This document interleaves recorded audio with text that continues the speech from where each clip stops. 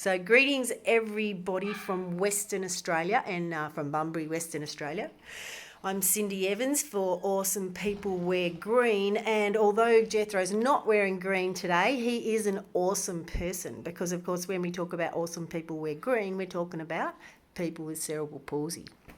So I'm going to introduce Jethro, and then Jethro's going to introduce me because Jethro and I have spent quite a lot of time together.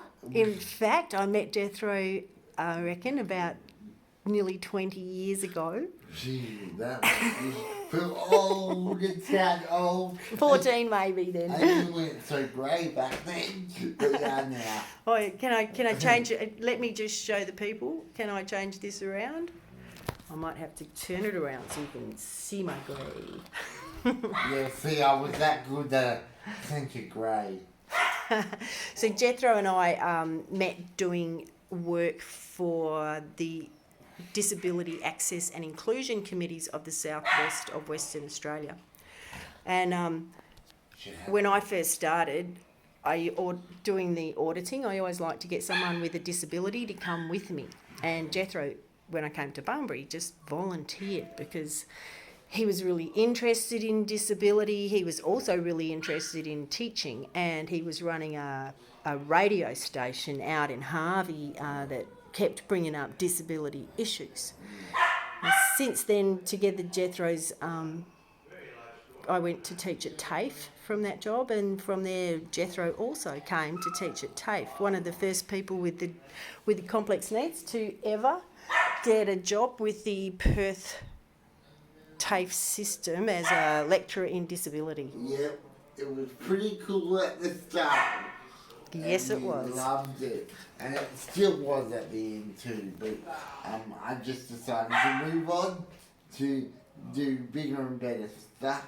So I had to do that to. I had to leave my dream job in order to upskill and better myself. That's right, because one thing I've always admired about Jethro is always challenging his own limits, and he challenges the limits of everybody around him at the same time. I do think we've had many professional arguments about different things, and then I always agreements as well. Yeah, we agree on a lot of stuff too. So I can't say it was all bad because we've had some great times as well. We have. All right, you want to introduce me? Yeah. Okay. Cindy Evans, exercise physiologist, lecturer, whatever. She's had heaps of experience, and I've known her for as long as she's known me.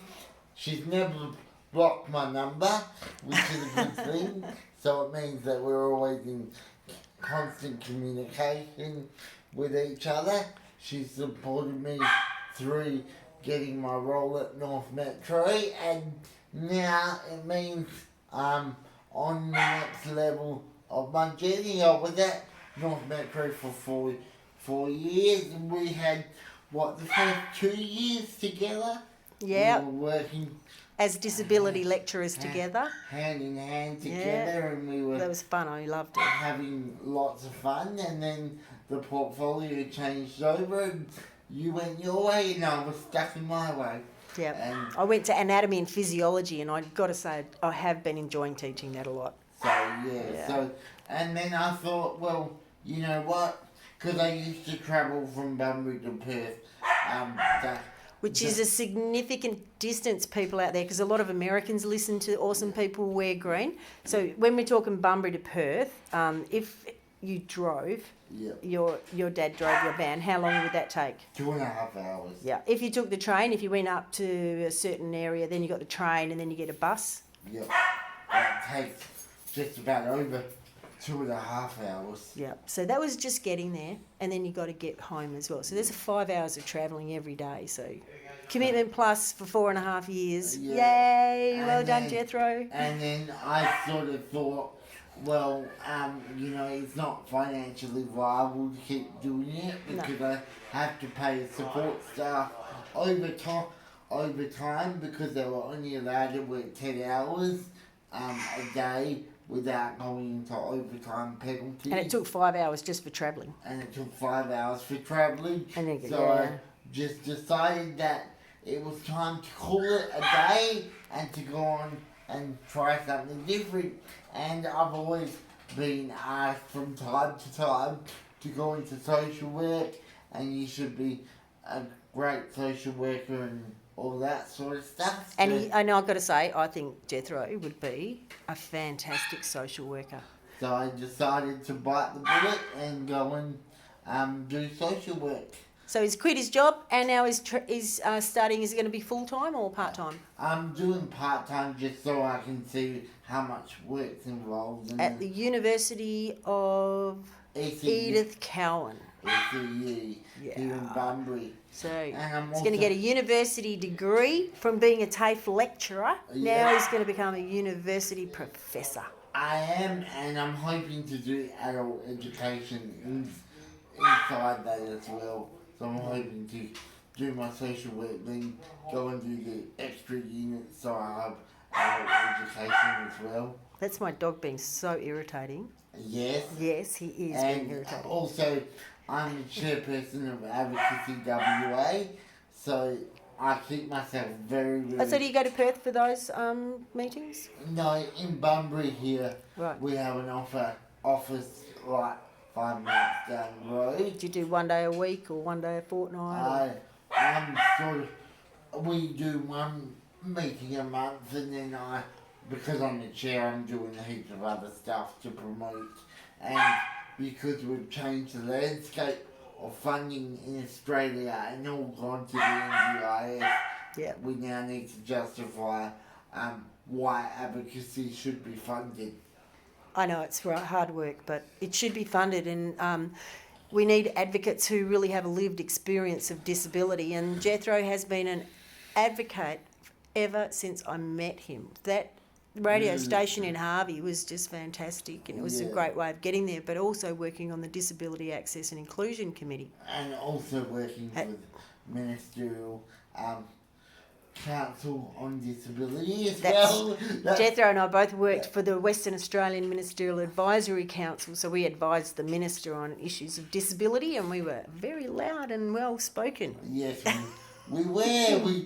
We always used to say how professional we had to be at that one. And you always were. Yeah. It was always a fun time, and it was really great because it gave us an insight to how the government look at stuff. Yes. So we were able to then... And we met some pretty cool people. Did you see that Samkerr just got a job with a real job with the government, not an advisory job, but actually... Yep. Yep, fantastic. So, all right, well, I reckon that's pretty much what I wanted to get.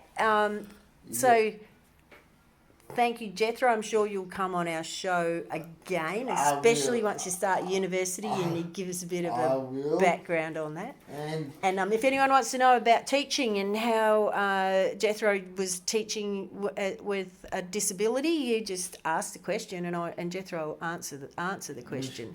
But he did have a little bit of technology, but mostly Jethro taught through PowerPoints and at the front of the classroom and through demonstration. My own experience. Yeah. And we met some interesting people. We met some great people. Yes, we did. Yeah, we've been so lucky. Yeah.